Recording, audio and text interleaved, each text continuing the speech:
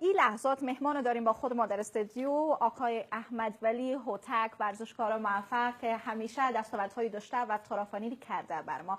قهرمان ولی هوتک.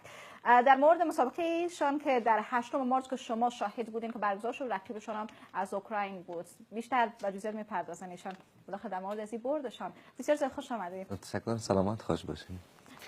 در مورد فعالیت‌های ورزشیتان موقع در اواخر و باز میریم طرف از این مسابقه‌تان که در 8 مارس برگزار شده بود. ما همیشه دیگه زندگی خود با ورزش دادیم.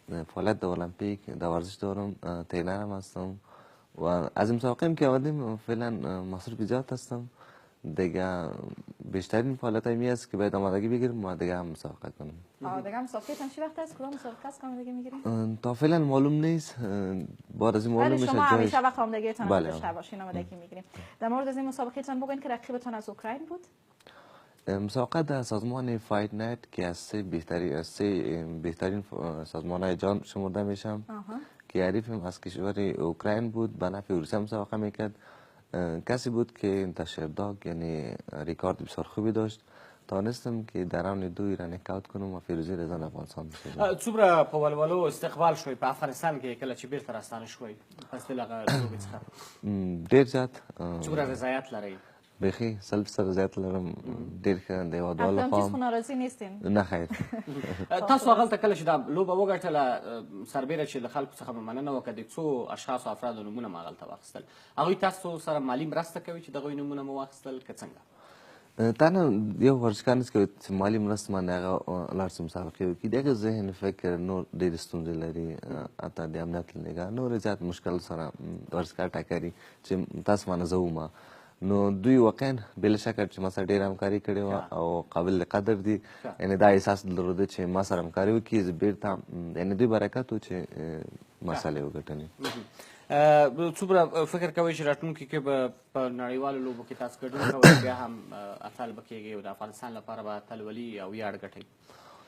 انشاءالله بیا هم ژمنه مې کړې، بیا هم ژمنه کوم. مخکې دې چې زه سیالۍ ته ځم نو 2 میاشتې 3 میاشتې زه پوره خپل آمادګي نیسم. نو پرله پسې سیالۍ زما سختېږي ځکه چې ما سره بال دی عادي فایټران نه چې ستا د وړلو یا بورد راز په څه کې دی؟ ستاسو خپله کوښښ و زیار، امکانات چې تاسو ته برابرېږي او یا نه نور موارد دي بده کې؟ امکانات ډېر کم دي او زما کوشش او په خپل عزت هم ډېر ډاډمن یم. یعنې خدای یو عزت راکړی چې اعتماد په نفس هم ډېر زیات یم ځکه چې هر سیالۍ کې زه عریف ته مسئله لرم زه دې ګټم.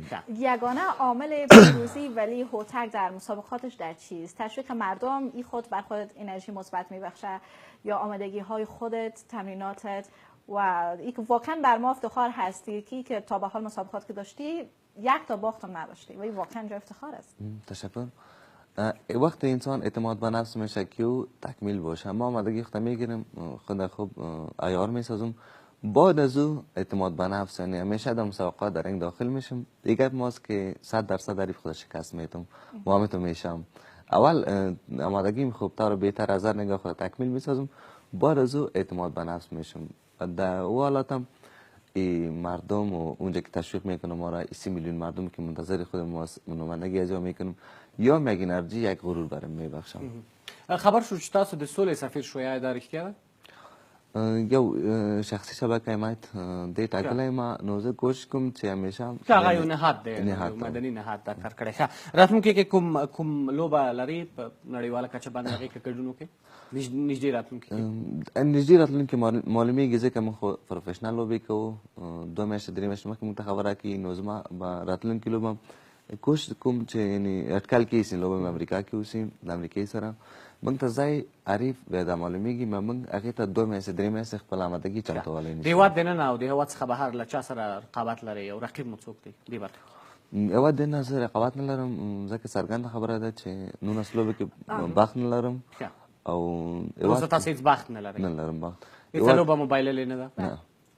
ولی هوتک ما یک ورزشکار را داشتیم روز قبل در برنامه، گپ جالبی که اونا چالش داده بودن آقای باز محمد مبارزه و گفتن که این بازی های در این قسمت است که باید چالش باشه. حالا میخوام از خودت بشنوم که این گونه است؟ یعنی در بازی های در چالش شرط است؟